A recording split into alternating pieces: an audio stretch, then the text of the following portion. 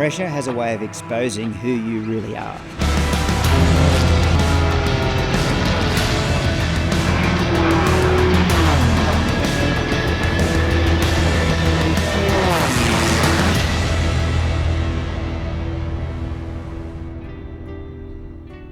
Aviation has been the hub of my life right from when I was sitting in a plane next to my dad.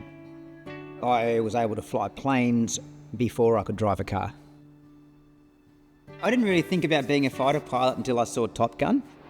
Wouldn't that be cool? But it did seem a bridge too far for me, and I was talked out of even trying to do it. I had this realization that rather than listening to other people's opinions, I was prepared to fail in my attempt to become a fighter pilot, so at least I knew I couldn't be, rather than just spend the rest of my life wondering if they were right and I was wrong. Growing up where I did, on a small farm riding motorbikes, getting kicked out of class at school, you probably wouldn't say I was the officer and gentleman type, which was one of the reasons I was being talked out of becoming a fighter pilot. But once I joined, I saw a method of conducting yourself. I looked up to my leaders. People had respect for others and themselves and worked well as a team. And it just changed my way of thinking. I'd actually got the highest score in Air Force history for a graduate. I rapidly adopted the Defence Force's mindset of serve and protect and do anything you have to keep the rest of the people you look after safe. I have been in combat in the Middle East in 2003. I was actually on the shock and awe mission. I think fighter pilots are different to the average person in the fact that we're not scared of things going wrong. Most people I know outside of my fighter pilot community, they'll get scared about stuff. When you're in a fighter doing Mach 2, if something goes wrong, you can't just go, hang on a tick, I'm going to pull over and deal with it.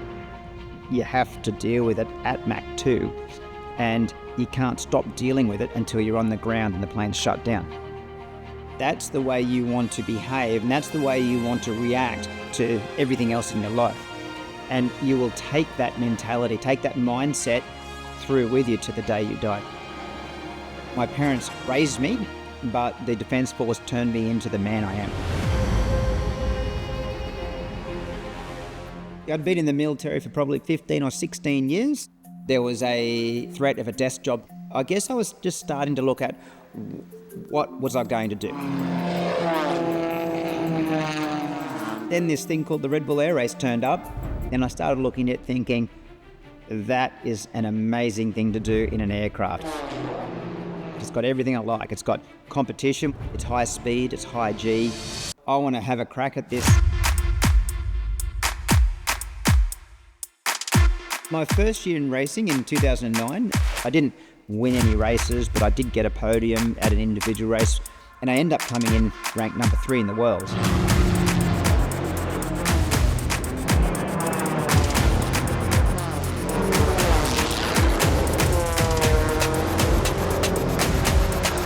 And then in 2019, I was able to come back. Congratulations, you have won the 2019 World Championship. When I first saw the SFL, it became apparent to me that they were using real tactics and they were measuring performance on a set of rules that were obviously designed by people that knew what they were doing, real fighter pilots. It's basically a combination of everything I've done in my life. There's the precision, there's the pressure, there's the speed, there's the competitor that can take you out and knock you out of the round. Nothing in life comes for free if it's worth doing. So you have to earn your position, but everybody can do it. Work hard on learning the rules. Work hard on improving your skills. I think it's going to be the person that's the best person at concentrating on piloting in the here and now is going to win this competition.